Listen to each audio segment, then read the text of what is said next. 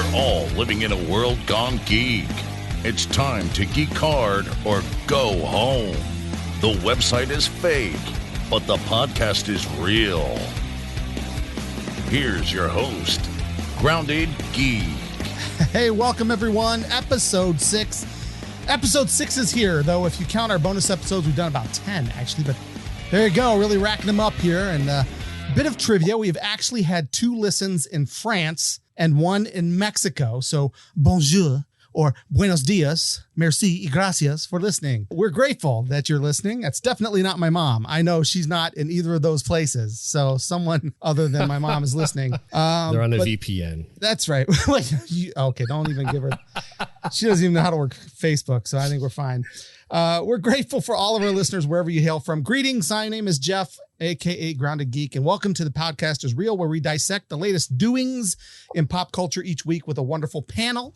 This week, the panel Gone Geek consists, as per the usual, my good friend and compatriot, Utah Shu. Welcome, Utah. Greetings. Hello. Well, we welcomed listeners from France and Mexico today. First off, do you speak any foreign languages? Je parle français un petit peu because I took some in high school. All right, the icebreaker today.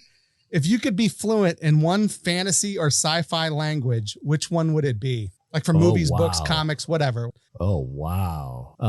Definitely not McClunky, whatever that language is. God, you know, I can't help but think I would really want to learn like Tolkien's Elvish because it sounds so amazing when it's like from the movies, you know, whatever phonetic training the actors had, they just made it sound so great.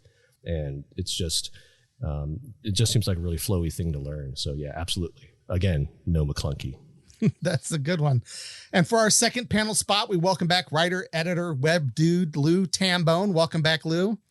Yes, thank you. You had so much fun. You just couldn't wait to get back here, right? I'm dying. Chomping at the bit. Same question for you. First of all, do you speak any actual languages besides Jersey? Yeah. I was going to say Jersey's its own language. Tail and ham, egg and cheese, salt, pepper, ketchup. That's a Jersey thing. I can ixnay on the Enut Pay Utter Bay. Gotcha. Pay Attenley. I can do that pretty well. But that's about it. How about fantasy sci-fi? Okay. If you had a chance to be fluent in one, which one would it be? I was going to say Huttese because, you know, you want to go, right? But then also I want to learn that. I don't know what Jawas speak, if it's the same thing, but they run around and go, Houdini. And that's, I'm figuring that's like, you know, get over here or something. I don't know. I got to figure that out yet. I'll get back to you. I feel like it's an expletive or like just like an exclamation, like, gosh darn it.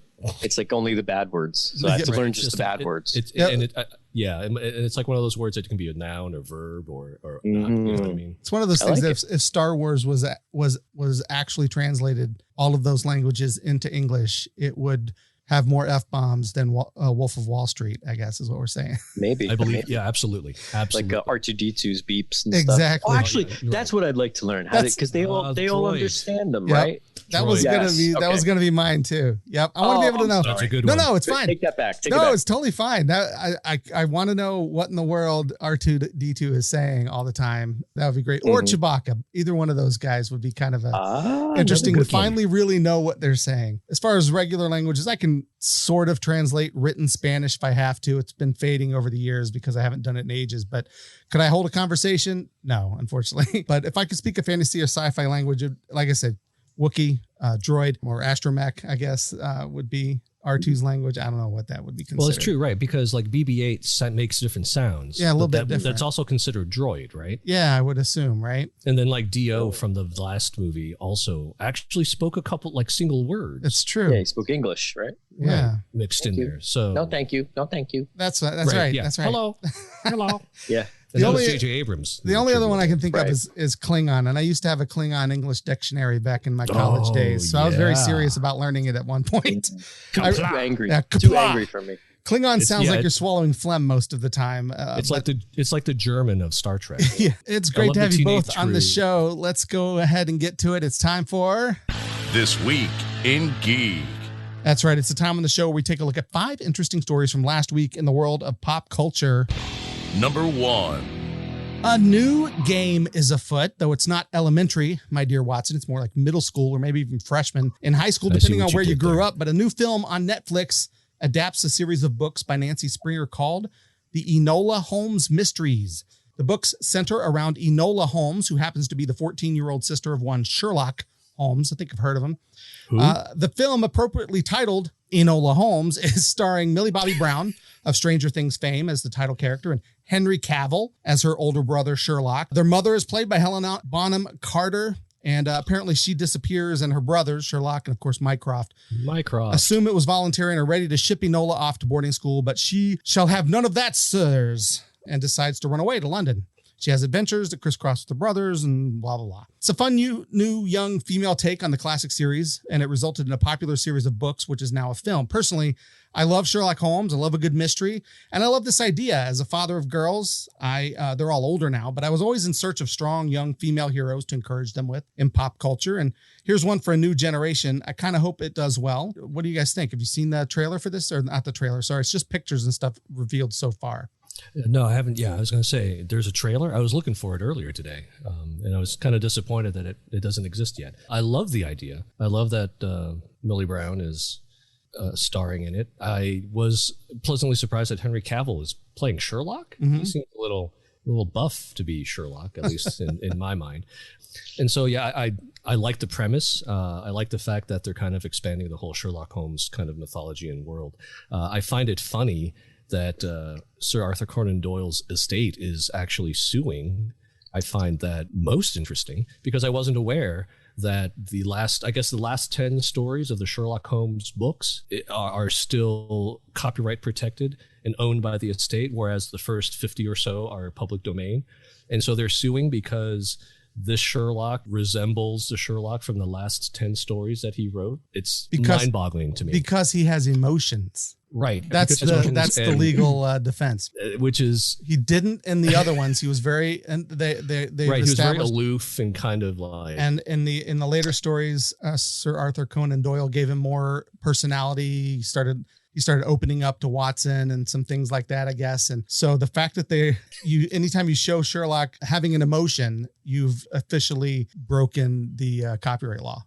Which is interesting because, and I also assume that the estate has been involved in all the other Sherlocks, all the other Sherlock productions. You know, the two that most recently that I really enjoy are, of course, Benedict Cumberbatch. I'm sorry, Cumberbatch.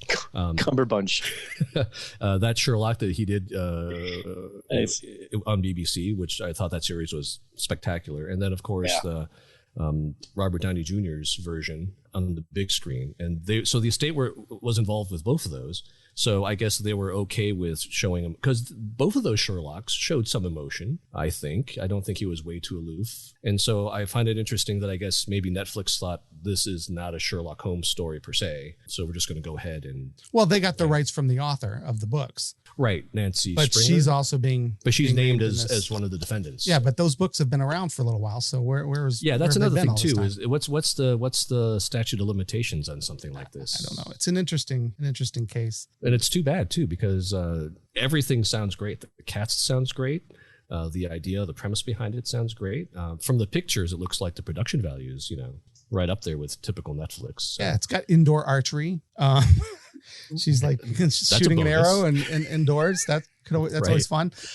She also looks like she's looking at the camera, almost like she's breaking the fourth wall. And I wonder if that happens, because that could be an interesting idea if this character is a Sherlock who actually breaks the fourth wall, and maybe we're kind of the Watson in these situations. That'd be kind of interesting. But yeah, I think it looks kind of fun. Is Watson even in this one? I don't know. Did they mention Watson at all? I don't remember. Not in any of the stuff that I read so far. Yeah, I didn't know there were books, so I'm pleasantly surprised.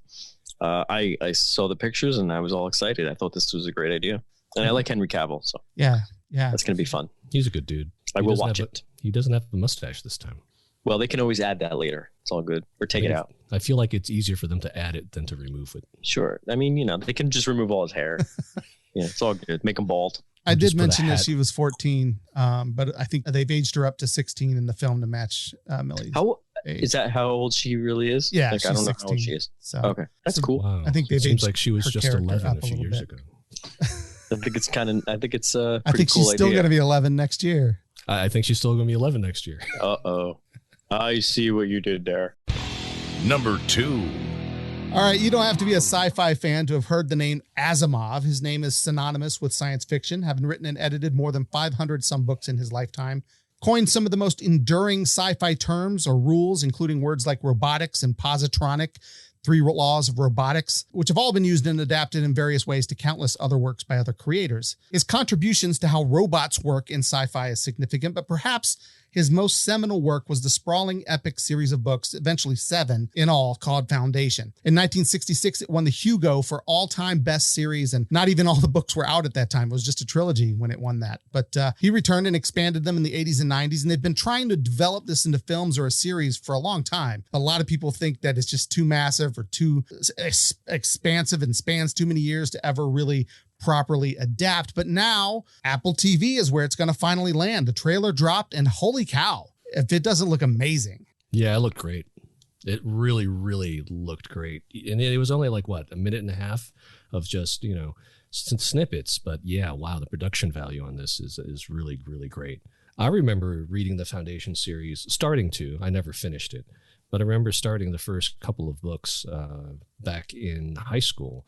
And I was already a big Asimov fan. I read my first Asimov was the I, Robot series of short stories, which really affected me in terms of, oh, that's really cool, artificial intelligence. And the 3 laws of robotics have always been an interesting sort of philosophy to wrap around with and try to figure out if that's how it should be. I love the whole aspect of what's a sentient being and do robots count when they are self-aware. But yeah, the Foundation series, 7 books. I'm looking forward to it. Hey, you know what? I will watch this so that I don't have to finish the series. I feel the same way. I feel like I started the first book ages ago. I don't think I ever finished it, and not because it wasn't good. It just was, there was just so much. There's a lot of stuff there. What about you, T? I did read them. I read not all of them. I think there weren't there 3 in the beginning? I don't know. I think I remember reading the trilogy. Harry Seldon. I think I remember reading the main 3, and I think that's where I stopped. And it did really kind of, it's almost as if they weren't even that connected. Like it was just like they stole this time, and it was like the characters. I can't remember it all. There was like one had all that stuff with Harry Seldon, and that was his name, right? Harry Seldon. Yeah, Harry Seldon. The predictive. The guy who came up with that psycho science or whatever. I can't remember. Psychohistory. Psychohistory. Another word that he coined. Yeah, so that was all really cool. And then I think there was another book, and it had the mule or something was one of the characters, and it was just like I was all confused. And I read it and I liked it, but that was years ago. Now I forgot it. But like you were saying, I like that they took a serious tone with it, and it wasn't like this kind of goofy like a Logan's Run kind of thing. It was very like it looked a little dark to me actually. I like kind of serious, dark and serious, and I like those outfits and the design. Really cool. Reminded me of I don't know what, kind of like the new Blade Runner, kind of like in a way. It was very kind of dark and mysterious, like the way it's filmed. It's not the look of it, but the way it's filmed and the way it's very it's not going to be they're not going to be like giant love stories and all kinds of stuff. I mean, there may, but not. It's not going to take over the whole thing. Right. So I just think it's going to be cool. And it's got a great writing pedigree too. David S. Goyer is behind this series, I guess, who brought us. It depends on who you talk to. Some people don't like him. Yeah, he kind of goes. But I think he's cool. But some people don't like it. They're like, oh, yeah. I mean, I'm okay with it. It could have been Damon Lindelof, and then I would have a problem. Well, okay, I'll give you that. Although he completely has redeemed himself with Watchmen. Gosh, that series was so good. Oh, I still have to. But I've had issues with Lindelof. Lindelof was my Newman for the longest time. I would always, whenever somebody would bring up something or a movie would get ruined, I'd be like, Lindelof. That was my thing. But it wasn't his fault. I'm just like, he had something to do with it.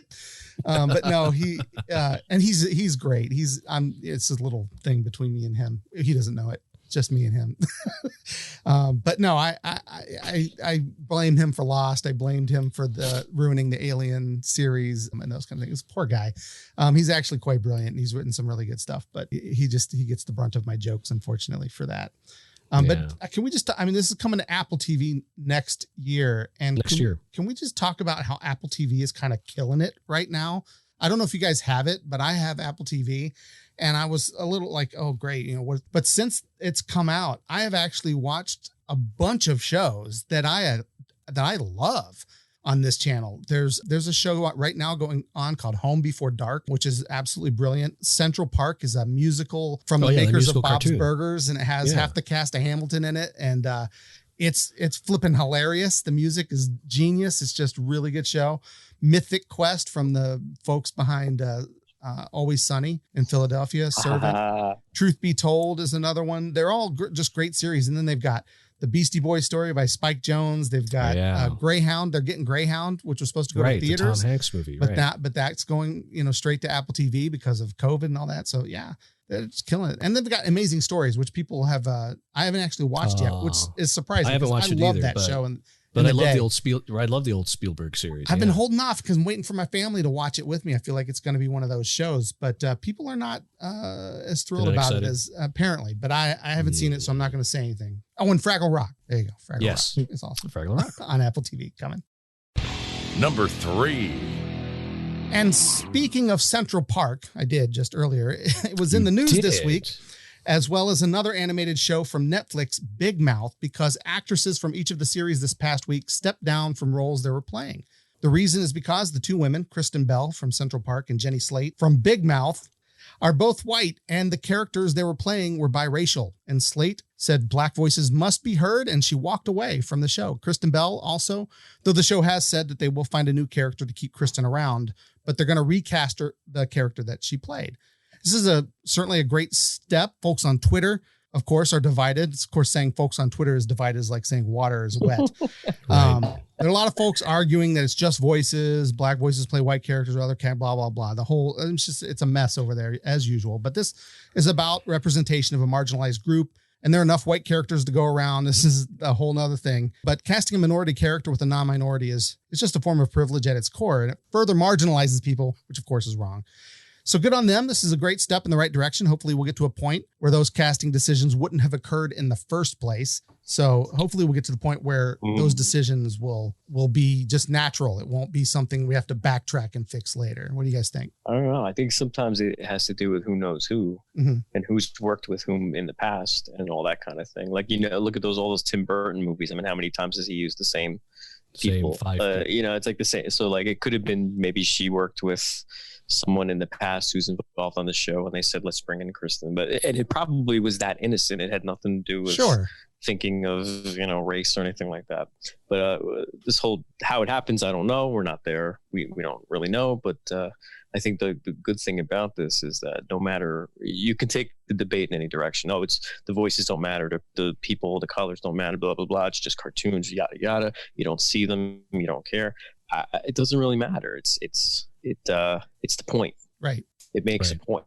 Yeah. And it takes a stand. And they were smart enough to say, this isn't cool. I know it's not cool. So I got enough stuff to do. Right. Let's somebody else who needs a shot do this. Absolutely. And then I'll go do something else, or I'll do something else on the show, or whatever you need. I'm here, but I'm going to step aside and make a statement about it and say that and try to help. I'm trying to help, trying to be cool. And to me, that's a good thing. No matter which way the debate goes, people can debate it up and down. I don't really care. I think it's a cool thing to do. Yeah, I agree. I absolutely agree. The fact that both of these actresses took it upon themselves. It wasn't like something from the production staff down or the studio down. It was these people, said that I don't need to be here. I want to give this opportunity to someone who can better represent the character. And like you said, Lou, people can fall on either side of this debate, but the intent is there. And I like the fact that people are recognizing that this is a thing, that representation is important, even if it's just a voice actor. I think the knowledge of that voice actor playing a part that represents better the character makes sense. And I think that's a good step. As small as it may be, I think it's a good step. I wish Emma Stone did that for her movie, but that's a different podcast. Well, and it's not the first time we've seen that happen either. Remember when they were casting for the new Hellboy, and there was and I thought that was a really interesting story. The guy went in for casting, white guy, gets the part, has never read a Hellboy comic, which always bugs me when these guys have no idea what they're doing. But they're actors and they do a good job. So but I'm just like, research. I love that I like to see someone that has some sort of history with the characters. You said this about Solo too. Oh, don't get me started on what's his face. No, what was that guy's name? The one that I was gonna riot if he got the role. He was eventually in Fantastic Four. He played Reed Richards. He's in Whiplash. Miles he's a Teller. great, I love him as an actor. Miles Teller. It's not a knock on him. I love him as an actor. I thought he was brilliant in Whiplash, but he actually admitted you don't like Whiplash. I like the movie. I don't like him as an actor. I don't think he's very good. I think he's fine, I guess is what I'm saying. Okay. But he admitted that he had never seen Star Wars. And first of all, I was like, that was hard for me to believe. But again, he's a different generation. It's a whole another ball game. But anyway, don't get me started on that. But anyway, back to Hellboy. The guy went in and Todd, I'm going to cut all that out. Miles Teller might be a guest someday. I don't want that to get out. No, I've already ruined my chances with Lindelof. I want to at least get Miles Teller on the show. We're burning bridges left and right, man. Just blame me, the why man. But no, the guy gets the role in Hellboy, then finds out the character in the comics is actually an Asian character. And somebody told him and said, "Hey, dude, that dude's Asian. Why are you playing it?" And he was like, "Oh, well, that's not right." And he resigned. Like he's like, "Okay." They hadn't started production. He's like, "Well, that doesn't make sense." And he stepped down and they gave it to an Asian guy. Of course, the movie ended up not being great, which is not. It's all his fault. No, it's no. His fault. But but not a whole lot of people, apparently saw that role, unfortunately. But the guy who was in it was great. Actually, I thought he was one of the highlights in the movie. So yeah, I think it's neat. People are stepping up. They're realizing, they're starting to think, they're making choices based on their hearts instead of their wallets. And I think that's a great thing to see. Number 4. New movies are coming. Last week, we found out some films are going back into production. Matrix 4 has resumed production in Berlin, but what about the movies already finished that were supposed to be released already? Well, here's a quick rundown. We know that Black Widow was supposed to come out this summer in May. Actually, it's been a little while. We're supposed to be getting Black Widow November 6, 2020. We'll see. One of the reasons that I wanted to talk about this is because movies that have been moved keep getting moved even further. In fact, Tenet was actually just moved again. Gosh darn it. It was moved from July to July 31st. Now it's in August. It just keeps going. And I'm like, eventually, are we ever going to, and doesn't it involve some sort of time travel thing too? Like, isn't it actually mess with time? Christopher Nolan has been on record as stating it doesn't have time travel. Okay. Now, something related to time. But there's definitely something related to time, because when the lady says you're not shooting a bullet, you're catching a bullet or you're retrieving it. I don't know. Time's involved, but he says it's not travel. Well, it keeps moving around in time on the calendar of 2020, but it's a palindrome. A whole nother the whole thing, movie's right? A palindrome. It's the same forward and back. Other movies that were supposed to come out this summer: Top Gun Maverick, the sequel to Top Gun, was supposed to come out in June. Now they're looking at a Christmas release for Top Gun Maverick. Merry Christmas! It's going to become a Christmas movie. Play some volleyball with Val like Kilmer. Die Hard. That could be. No, well, it's got to have Christmas in it. We'll see. Oh, that's true. Okay. What else? There was Mulan got pushed back too. Mulan got pushed back. Star Wars could have been a Christmas movie if you put it out in December, right? That's true. Yes. Mulan was moved from March, which was supposed to be a long time ago. Supposed to be July 24th. Who's directing that? What's that? Do you know who's directing that? Who directed that? Mulan? Some Mulan. Asian. Yeah. I don't know much about it. Some Asian directed okay. it. Donnie Yen is in it though. Yeah, it looks great. Yeah, it looks like it really looks good. It's Mulan without the music. Value. It looks cool without the Eddie Murphy dragon. Yes, maybe without the cricket. I think there's a phoenix or something instead. There's a sorceress that turns into like a big black bird or a crow. Yeah, I almost wish it came out before the animated one, because I would have liked to see this one first.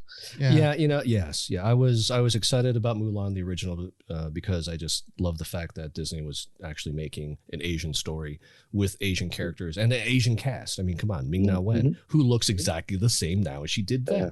That's another podcast.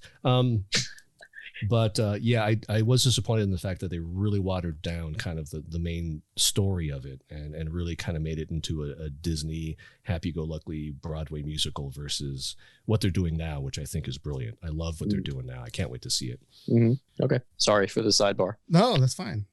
So F9, which is the Fast Saga, tornado? they're just calling it now, Fast and the Furious.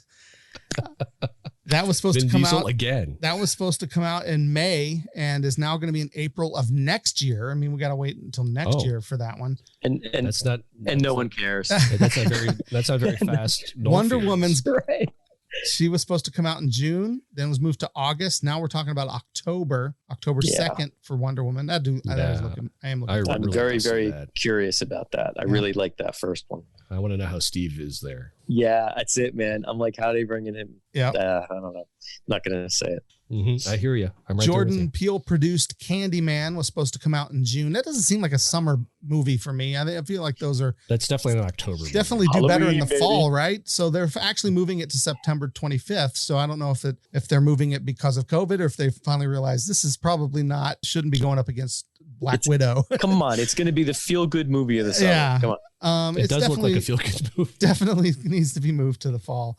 So that could actually help that. The final purge, the forever purge, has been moved from July 10th movie? To pretty much nobody knows. It's just gone. It's no longer on any release. What? Yeah, maybe because they're worried that we might be going through it. Right, it might hit a little too close to home. I don't know, but yeah, it's just it's gone. So it was originally slated for July 10th, and now it's slated for never. So we'll see. Maybe it's going to go on like a streaming service. Yeah, or something. It could be. Yeah, it's been completely dropped from releases. Ghostbusters was supposed to come out in July, and it's coming out next year. Now that's another one that's next year. Jungle Cruise with The Rock, that's coming out next year. Quiet Place. I have to Part admit 2. that trailer looked funny. Yeah. And Dwayne Johnson is a charismatic character, and Emily Blunt. Oh yeah, she's awesome. I'm looking forward to that one. Yeah, that looks good. The Rock is always entertaining, though. I have to admit, it's like, even the movies that should be terrible, I still end up enjoying for some reason. Like even did you see Rampage? And no, I haven't, but I heard that it actually was good. The one where he is in the skyscraper, almost like a ripoff of another Die disaster Hard movie. I saw both of those on an airplane because whenever I'm on the airplane going overseas, I watch the movies I wouldn't pay to see in the theater. I'm like, that's the way that I am. And so I went, but I ended up enjoying both of them for what they were. They're very, Anyway, so Jungle Cruise coming out next year now. But you mentioned Emily Blunt. She's in A Quiet Place Part 2. That's now been moved to September. At least we're still getting it this year. So that should be good. And the one that's really got me bummed is on June 26th, Lin-Manuel Miranda's In the Heights was supposed to come out. And now instead of moving it until later in the year, it's actually not coming out till next June, which is really disappointing to me. Oh, so, I didn't realize they pushed off a whole year. All the way till 2021. In fact, Lin-Manuel Miranda just tweeted about it today too and said, see you next year, basically, for that one. That's unfortunate. Yeah, it's kind of a bummer, but I am looking forward to that one. I love that musical quite a lot. It's a great musical. The cast looks great. Number 5. Now, this is rumor, but it's been making the rounds in a number of reputable sites. And keep in mind, some sites are just not reputable. Not every rumor you see out there has any basis in legitimacy. A couple of sites to avoid, but always check to see how vague your sources are and whether those vague sources have been wildly incorrect before. The rumor we're talking about is Michael Keaton coming back as Batman. That's the one that appears to be true. There's enough legitimate sources out there actually reporting this that hopefully it's true and it's really just down to them making a deal. So if he doesn't make a deal, it might not go through, but there's a part for him in the next Flash movie. They're going to try to do Flashpoint potentially and involve some alternate realities, in which case, boom, Michael Keaton is Batman again and the world rejoices. And so that is something that could be really cool. I got to say, this is very exciting. If Ezra Miller is making a Flash film, now he's not making it, he's in it, he's the Flash. Even that movie is surrounded in rumor though, right? That may or may not actually be happening. The whole thing is a rumor. It's one big rumor. But Michael Keaton is potentially going to appear as Batman. Again, in the comics, they explore the alternate realities in Flashpoint. It could very well be a fun way to bring the Keaton Bruce Wayne into the DCEU, which is already decided to be looser than anything that the MCU has done. So they're finally just owning that, right? Yeah, we're not trying to be MCU. We're owning our loose timelines, and we're just making movies, guys. Just get with the program and have some fun. And that's where Joker comes from and those other, right? But this could be fun. How excited are you guys to see Keaton don the Batman suit again? Oh, so excited. Michael Keaton was he's one of my favorite Bruce Wayne Batmans. You know, you want to get nuts? Let's get nuts. I remember when it was first announced back in the days before the internet, it was first announced that Michael Keaton was cast, and everybody that I knew was poo-pooing the idea. Like, really, a comedian? I mean, he doesn't even look like a superhero. And I go, oh no, I think that's brilliant. I think that's a great idea. I can't wait to see it. And it exceeded all my expectations. I thought he was great. So to see him revisit the role, and is he going to have the same bat suit? He's going to have the same, nobody knows yet. Because, one of the things that I loved and I laughed at even back then was the fact that he couldn't turn his head. He had to turn his whole body. Mm-hmm. But I'm all for it. If they can, I don't care how small of a part it is. I think he was brilliant as Bruce Wayne Batman. And I would love to see him reprise that role. Yeah. Oh, yeah. No, I echo all that. I do think they'd probably change the suit around a little bit so he'd be a little more mobile. So he can turn his head. It'd be kind of nice. It's probably in his contract. I'll come back if give me a suit where I can move, because the guy's got to see stuff coming, right? So, I know you've done it before. Yeah. Come on. But yeah, no, it's a great thing. Now the I guess the umbrella around all this is that DC, and we'll talk. I don't know. I'll mention the DCEU. And as a sidebar, I'm sorry to go off in another direction. I heard that the whole DCEU it's not really a term. That's right. Like the MCU is that's a thing, an actual but the DCEU was like people just made it up. Yep. Right. And then they keep holding Warner Bros. And whoever to this thing. The DCEU is supposed to and it's like there is none. What are you talking about? Right. So I don't know if that's true. That's what I meant by being loose, right? They're just like, we're just making movies, guys. Why are you holding it? Like everyone assumes it has to be this shared universe, and it would be nice if they did, but if they don't, I don't really care. But people kind of hold Marvel to this thing, and they say, well, you have to do this. And then if they did that, they would say, well, you're just copying. And then if they do something different, they could go, oh, you can't do what they did. Ha ha ha. You're doing something else. Okay, whatever. Anyway, sidebar on that. Put a pin in that for another discussion. Another podcast. As they say in the office, put a pin in that.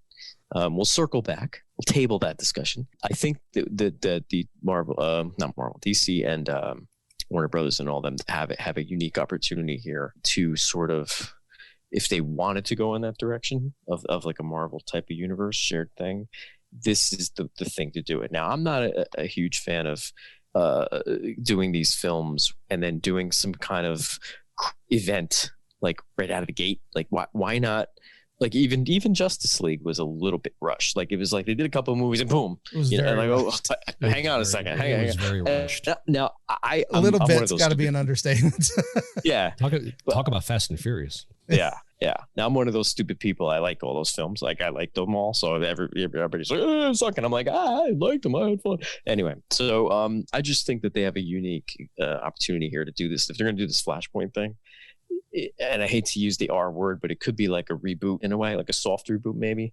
And they can bring in that new Suicide Squad, which is going to be phenomenal, I think. And they can kind of get this stuff all together in one big pool, get the new Wonder Woman in there, and then kind of get a cohesive thing, and then maybe introduce the multiverse and all that stuff.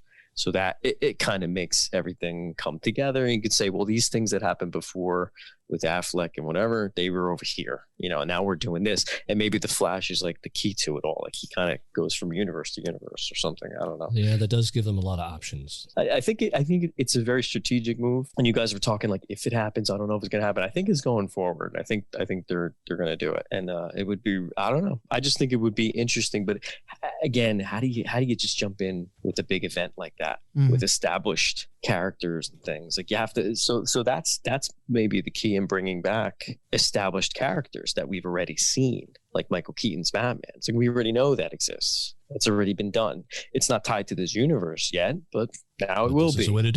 And now we can have a Batman and we have all these things, right? So kids who watch this as their first movie won't be as confused, maybe. I don't know. I'm excited. I'm just totally stoked about this. So I'm ready to go. I'm definitely much more excited about Flashpoint now Sure.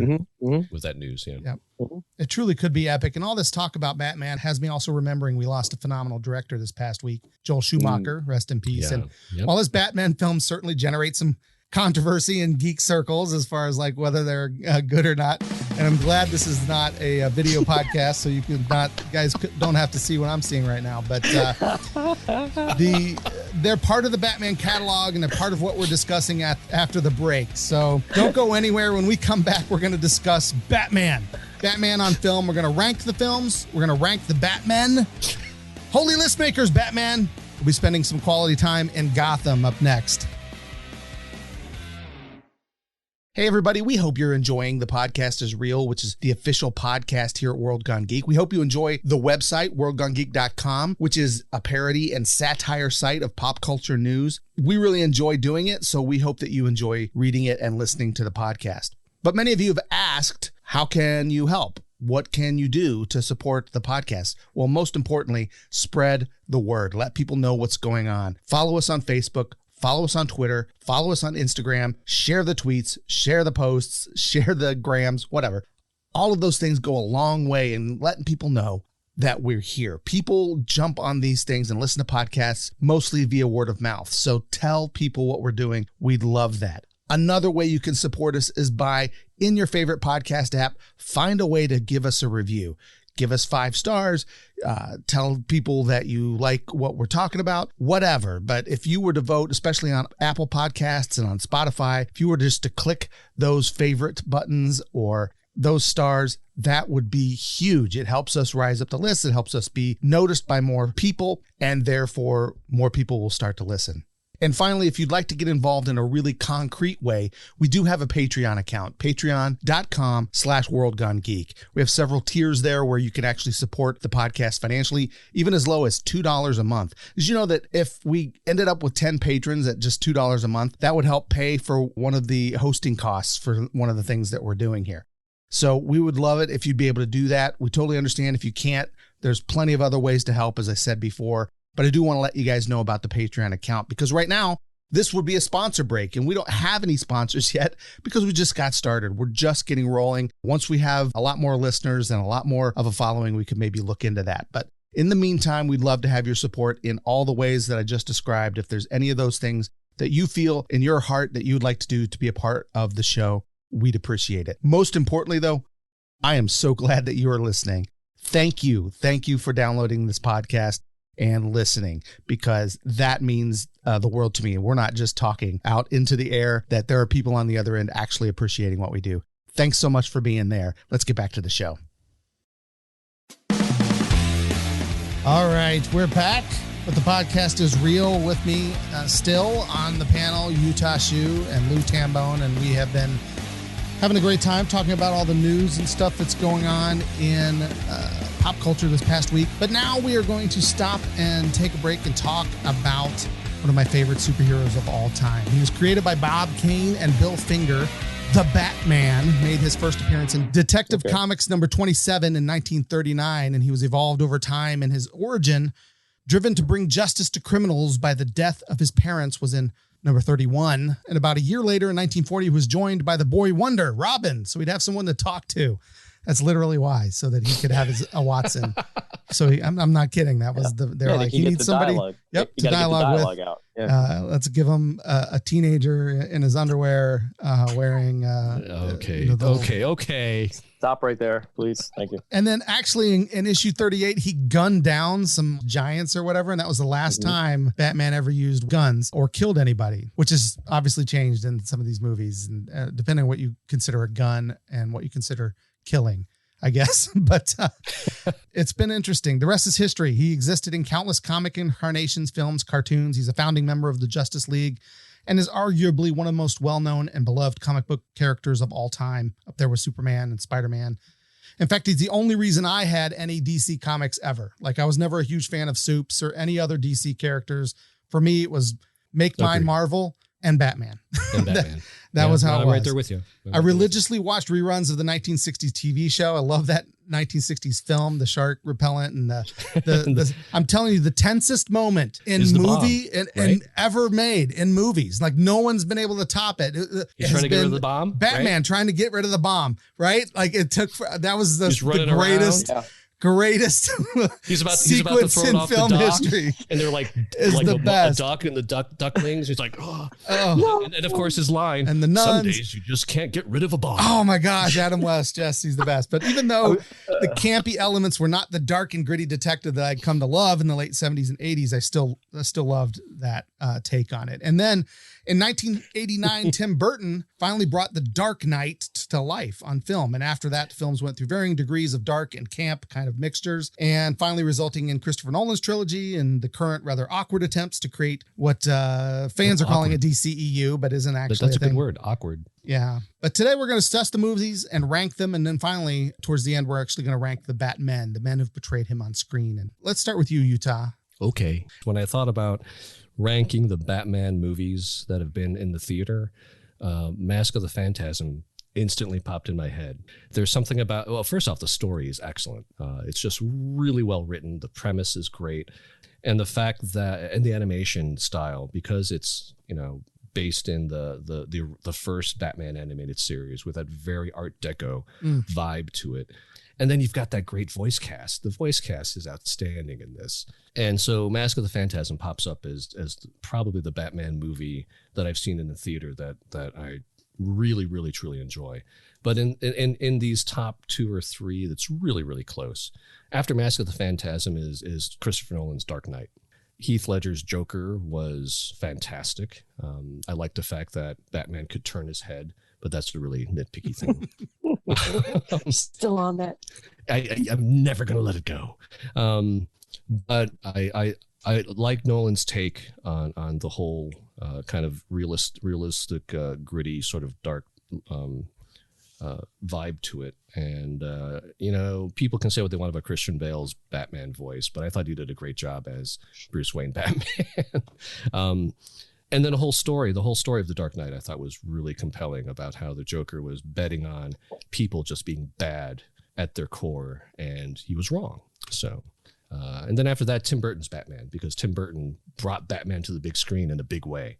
And I love the whole Gothic, the whole Gothic design to it. And that Batmobile, I think, is my favorite. Mm-hmm. Oh, we should have ranked the Batmobiles too. I didn't even think of that. Oh, we should. But that Batmobile, I think, was my favorite of all of them. There's a certain style to it, and then the artistic direction for all of Burton's Batman movies was really, I really, really enjoyed. And then, Jack Nicholson was a pretty good Joker. I mean, he wasn't bad. Actually, it was pretty good. And Prince, with his soundtrack, really just kind of hit the Batman movie out of the park for me. And then after that, it becomes like Batman Begins, Batman Returns, Lego Batman's up there. The original 60s Batman with Adam West, where he can't get rid of the bomb. There's just something about that movie that just, really warms my heart. That's great. How everything's labeled. Everything has a label. That's the best part. A label that's way too big for the button, because whose job is that to make those labels? Right? Even in the Batmobile buttons had the steering wheel. I'm pretty sure had a label that said steering wheel on it. I mean, it's just the bat wheel. Bat wheel, exactly. It was just so and sadly, Schumacher's Batman films, I just don't like. So. May he rest in peace. He had other really great films though, but I really didn't enjoy his Batman movies. He did what, 2? Yeah. See, I don't even remember 2. Batman Forever and Batman vs Superman. Batman and Robin. And Batman and Robin. That's right. He got to direct 2. He got to direct 2 different Batman. So there you go. That's just kind of my quick rundown. Maybe not so quick. Sorry. How would you rank those, Lou? Yeah, I would. I'm kind of on this. I don't have a strict ranking. But I think I kind of put them into groups though, because I don't know if it's fair to rank the campier ones with the Nolan stuff. Because I am more of a fan of the realistic pragmatic sort of stuff that could happen in the here and now than I am the goofy, outrageous sort of thing. But I do like those as well.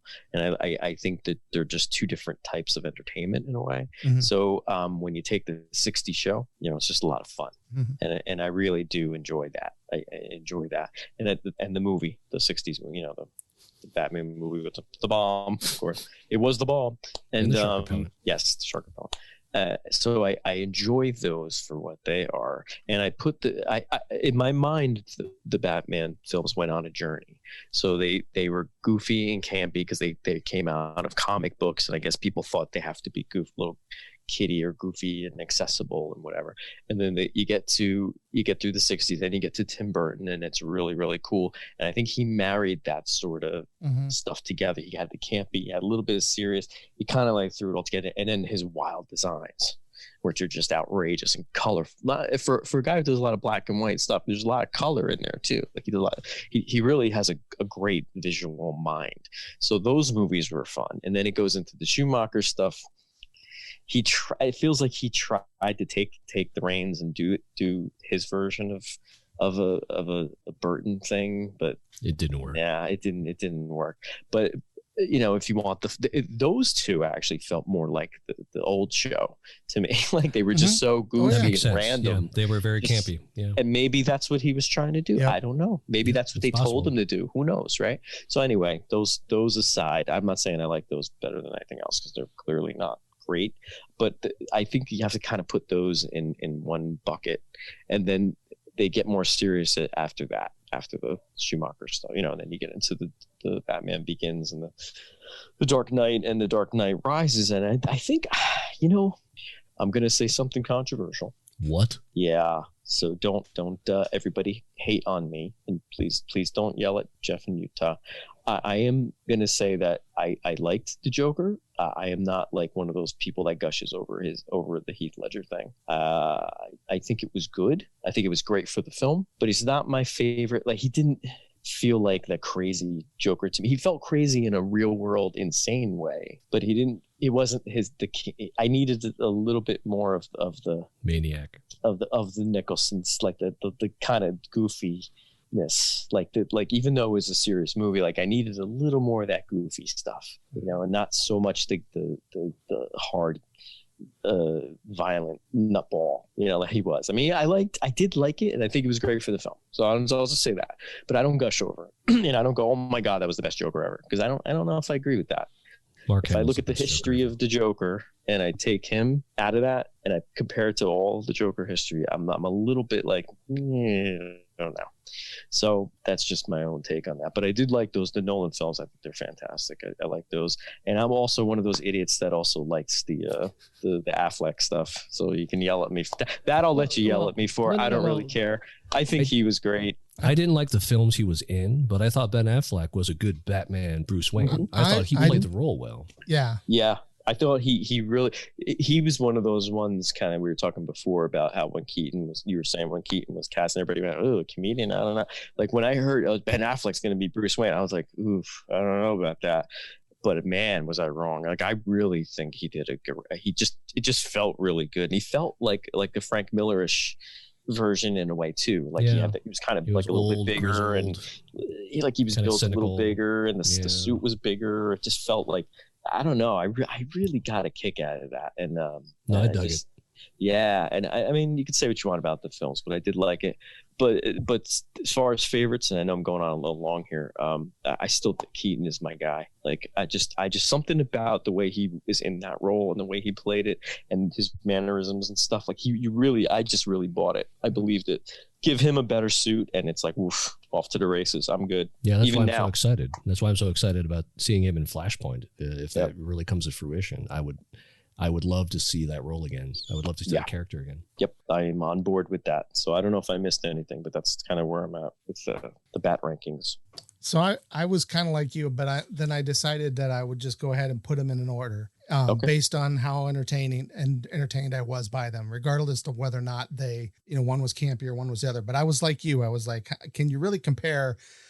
And Batman Forever to The Dark Knight. You know what I mean? Like those. Well, you could. Yeah, but they're very different. It's like, well, but it's like comparing, you know, Ghostbusters to Poltergeist, right? I mean, it's just two different styles of ghost movies of things, right? And so that was kind of the way I look at it. So I went back to like, well, if I had to pick which ones to watch in order, like to enjoyment, this is where I ended up. So I ended up starting with Batman, the first one, 1989.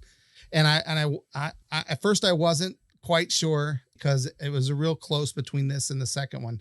But then I think nostalgia kind of kicked in and I'm like, this was the first one. This is what I went and saw in the theater multiple times and just really loved. Mm-hmm. And so that was the 1989 Batman. We'll get to Michael Keaton as Batman when we rank them here in a minute, but I very much enjoyed that movie. The second one for me is The Dark Knight. Like Utah, I'm a big fan of Heath Ledger's turn on the Joker. I do agree with you, Lou, how it doesn't have some of the zaniness that even the darkest Jokers have in the comics. They still have that level of, you know, the guy makes gas that makes people smile and laugh themselves to death. You know what I mean? And things like that. Like that was something that wasn't, but again, I know what Nolan obviously was going for, a much more realistic maniac here. And he certainly fit that role. And so I really love that one. I love the way that story unfolds. I love all the characters in it. Everybody, I just think that's a really great movie, let alone a Batman movie. Right. So that was my number two.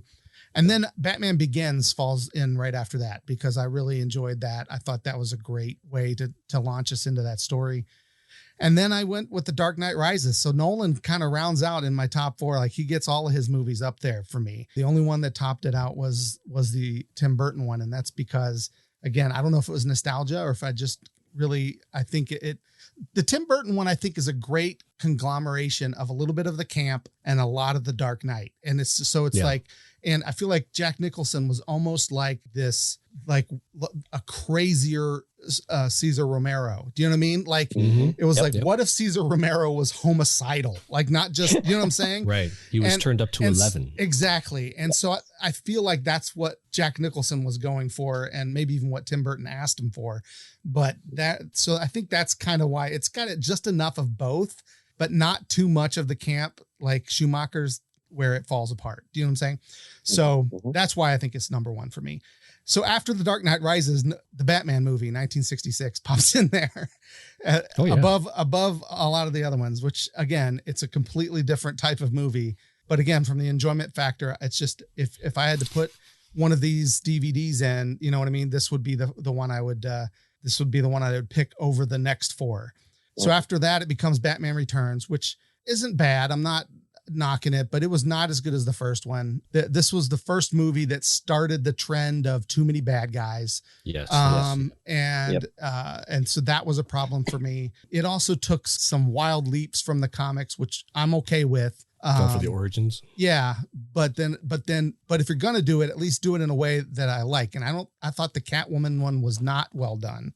Even though she was great as Catwoman, that's not what I'm saying. Yeah, Michelle Pfeiffer was great as Catwoman. Yeah, it was more the way the character acted and became Catwoman. That didn't work for me. And then, but I kind of liked the weird penguin version. You know what I mean? Like, so that movie's weird. It's like I don't know where to fall in that. It's just it's all over the place. I think that's why it's not one of my favorites. But it's got Christopher Walken in it, and he makes everything better. Yes, so anytime Christopher Walken is in something, I always end up enjoying it a little bit more for some reason.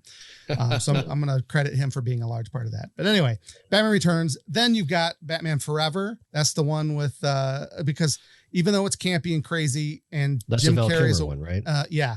I actually thought Val Kilmer was fine. And I thought Jim Carrey was actually kind of a lot of fun. I thought he was great as the Riddler. Mm-hmm. Yeah. I hated Tommy Lee Jones as Two-Face, which is why that's the main reason this is so low, other than the fact that it was not as good. But I mean, he readily admitted he never read the comics or knew who the character was. And he didn't even research it really before the role either. Like, it's like, okay, fine. You've never heard of him. Now go find out who he is and don't be some ridiculous, whatever you were supposed to be. And again, Tommy Lee Jones, great actor, but what is that role? Yeah, it just didn't work. Especially when it was Billy D in the previous film. Yeah. Right? And that's the other thing too. Like, hello. Yeah, but everybody else had changed too, so it was different. Yeah, I would love to see Billy. I would like to see Billy. I would have liked to see that too. How would that would have been so interesting. But anyway, yeah. So Tommy Lee was one of the main reasons that I was, because I actually enjoyed Jim Carrey. I love Jim Carrey in just about anything. Yeah, he was fine. He was Jim Carrey, but he was good for the role. He played a dark role too, and I loved at the end. Yes, when he's imprisoned and he's talking, as they're doing going away from him, you start to realize just how good of an actor Jim Carrey really is. Like he is a crazy goofball, but he has a lot of talent and he can play that dark character if he needs to. So I would love to see him get a better shot in like a Nolan film or something where he could actually be the dark guy. After that, it becomes Batman versus Superman for me.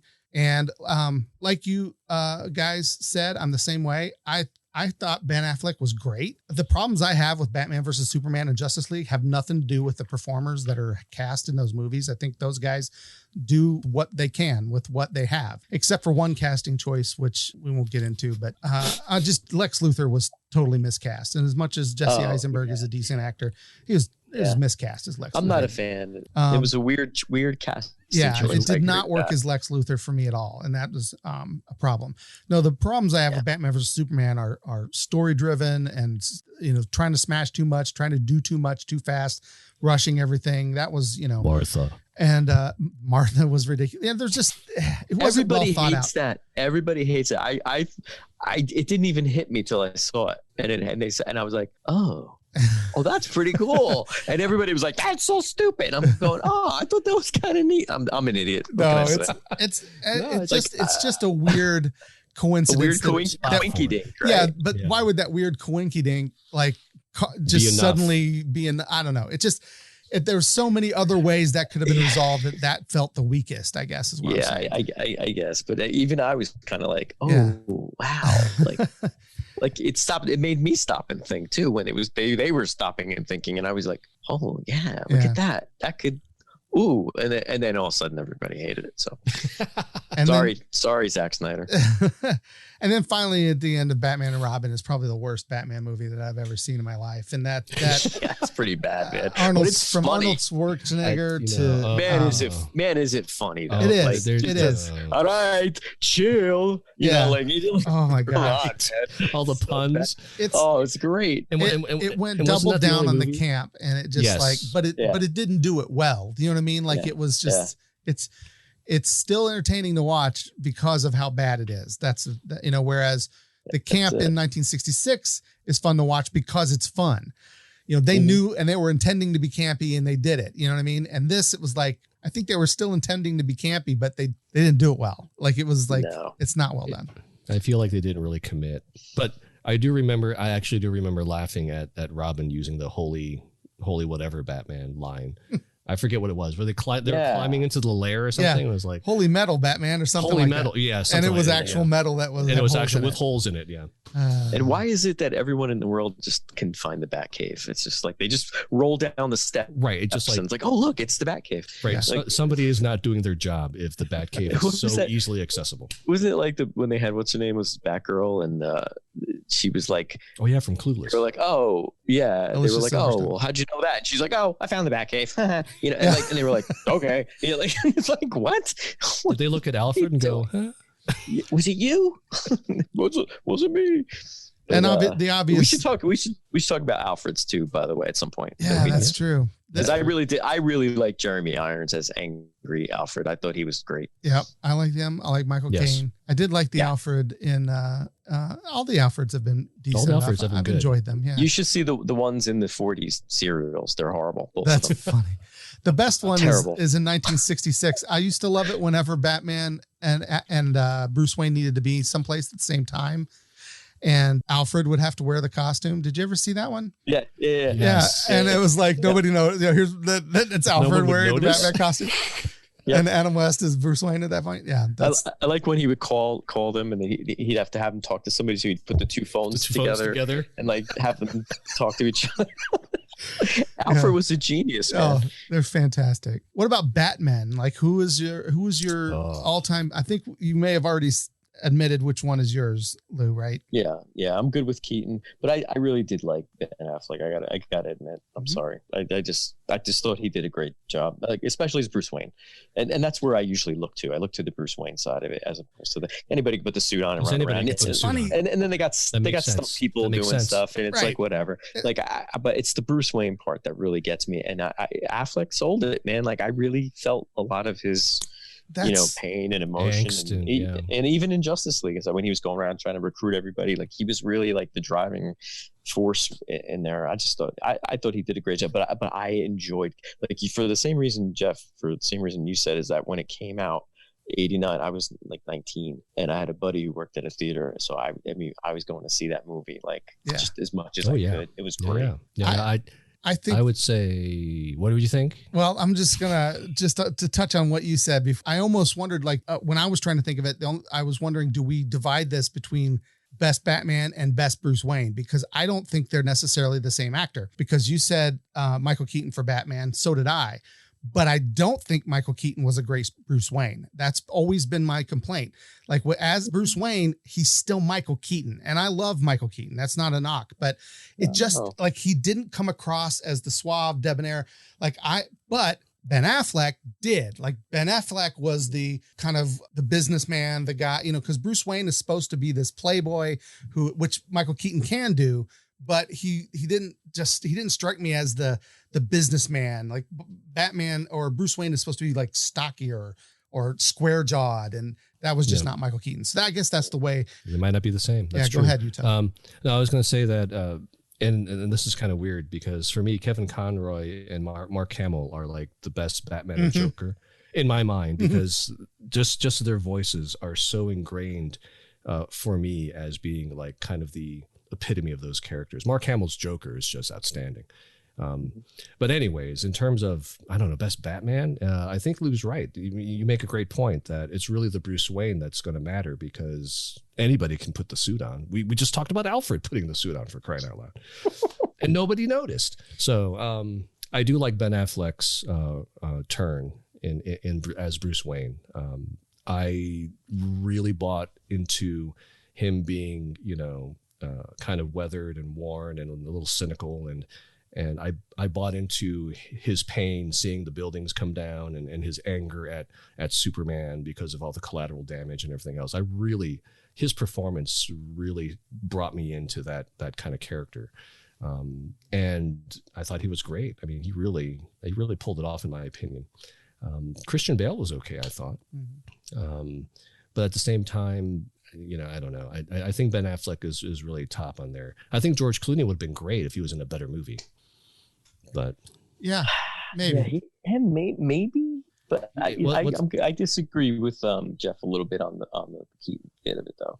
Like, I actually liked him as Bruce Wayne. I thought he was kind of cool. Like, he was a little bit broken. You could tell he was always a little conflicted, whereas the other Bruce Waynes were always, except for with the exception of Affleck, I'm talking about, like you could really see that he was like mentally, like he could snap at any moment, but he was still kind of like walk around his house like, oh, I've never been in this room before. Like, like he was jokey and kind of like a little bit, he had a little bit of the playboy thing, but it wasn't like right on his sleeve.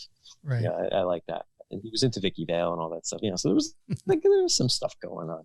But I enjoyed him as Bruce Wayne. I thought he had a demeanor that was pretty cool. Although I agree with you a little bit, though, that he didn't quite have that same look. Right. But I didn't care. I think that's what I'm I just thought the movie was so good, I didn't care. Yeah. I was like, this is great. I like, if they would have put him in 20 movies, I would have watched all 20, no matter how bad they were. Oh, yeah. Yeah. No, I'm the same. And I think, and again, I think it really comes down, like I said, the look. It's just like he never struck me as Bruce Wayne, but no, he's as an actor. No, he's fine. I'm not picking on how he portrayed the character, because I still think it's still my favorite Batman movie. So I have nothing to complain about. I just think, like, when I look at Bruce Wayne or I look at the comics, Michael Keaton is not who you see. You know what I mean? And I think that's why people were so confused. Exactly. Yes. When he was cast. That's why. Yeah. Because I counted myself among them. I was like, really? And it's not because he's a comedian, to me at least, because any comedians are some of the best actors, actually. Comedy is a lot harder than drama. And so as they will say who they are. I don't know, but they say it. And it just, he didn't look like Bruce Wayne to me. I was like, what is this? And like you said, you put him in the suit and it could be anybody, but anyway, yeah, no, I still think he's probably still my favorite one. I think I would go Michael Keaton, maybe then Adam West for a totally different take. And then Christian Bale and Ben Affleck are both, I mean, I really did like Christian Bale quite a bit. And again, for me, it comes down to when they take the suit off, are they still Bruce Wayne? That was where I was trying to judge. And I think Christian Bale did a fine job, but again, and I think you just even may have edged Ben Affleck even higher on my list when you described when the buildings were falling, when he was in Metropolis. I forgot about that scene. And now that I'm remembering like the other stuff that he's done as Bruce Wayne, like he just got an opportunity to do a lot more like that's Batman. Like I can see, like, we know he's gone after Superman.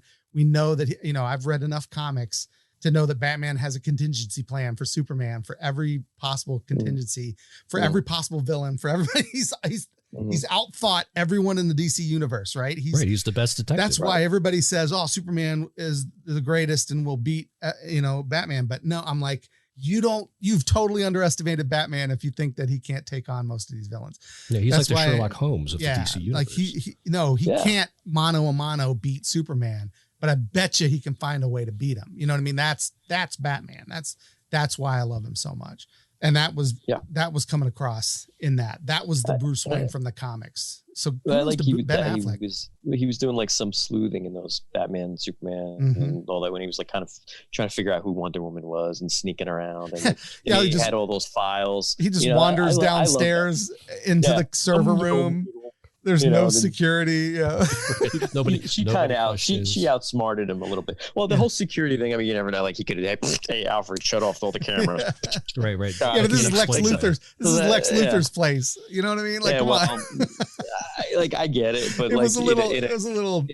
In a campy Batman way, you can almost see it happening off. Like he could figure out. He could figure out how to do it fine. I could let that go. Didn't he use the old? I thought that bathroom was this way. Didn't he? Yeah. It was it was something like that. It was great. We like But I like the fact. I like that thing with like him and her were kind of like. Yeah, I like the kind of trying to out sleuth each other a little bit, and then they end up being friends, of course. But I like that they gave him things like that to do, where he was snooping around and being a little bit of a detective. I think that's cool, but they don't do enough of that in the movies. In the video games, they do. The games are great, where he's like trying to figure out stuff, and he's like using his detective skills. That's cool. They should put some of that in the film. I would love to see the Arkham games turned into a movie, film series of some kind. Oh my gosh, the stories. The stories are really well done, and they've got Kevin Conroy and Mark Hamill's voices. A lot of characters, though. A lot of characters. Gotta watch it. That's true. A little too many. It's like everybody's in there. Yeah. Well, and you couldn't do the whole game. The game. The game itself takes it's like 4 games, 19 or 20 hours to complete. So you would have to I just mean set in that type of environment with those types of characters, right? Because I thought the games did it so well. They did do it so well. And then, of course, we'll have to revisit because, Robert Pattinson is going to be. Yeah, so we'll be back to talk more about Batman next year because that's when the Batman is finally going to be released. We'll find out if he sparkles or not. I don't think he does. I think it's. I actually have high hopes for this. I'm not gonna comment on whether Robert Pattinson is good enough for this role. He's actually a really good actor. He's a great actor. I think he is. Yeah, I think he's fine. I don't know. I'm not a fan of Twilight. I think those are terrible movies. And I don't think he was great in them. But I've seen him in other things. The guy knows what he's doing, and absolutely, To speculate this early is ridiculous. It's just the silly. Costumes that we've seen so far shot in a red light look like a Daredevil trailer versus Batman. So that was a little weird, but we'll have to. I'm gonna wait until we see something, and I'm actually excited about the fact that that he's promised that this is going to be more detective style. Yeah. So I am looking forward to that. So that's more of year one, I think. That would be fantastic. I would love to see something like that. Yep. So that's been our conversation on Batman. There's so much more we could talk about. Obviously, we need to do a whole podcast just to talk about which Alfred is the best one. But we do need to. And Keaton's Batmobile is the best Batmobile, followed closely by 1966 Batmobile, I think. Yeah, I think those two are. That was a great car. I want to thank you guys for listening. Thank to Utah for being with me again. He's always here and willing, and I appreciate that. Thanks. Can't get rid of him. Thank you. And Lou, thank you again for coming and joining us. We've got something in the works. We're going to talk after the podcast. We got another show possibly coming your way, so be sure to follow us on Twitter and Instagram at World Gone Geek, and jump on the Facebook page to chat with us. If you'd like to help us keep the podcast going, there's our Patreon page at patreon.com/World Gone Geek, where there's several tiers of support and opportunities to grab some exclusive swag. Join us next week. We're going full Hamill fan. Hamilton premieres on Disney Plus, and Utah and I are serious, like really seriously obsessed fans of Hamilton. So we will be talking extensively about that. So bring the ukulele, Utah. Don't miss it. Be excellent to each other, people, and wherever you can make a difference, please do so. We'll see you next time. The Podcast is Real is a World Gone Geek production.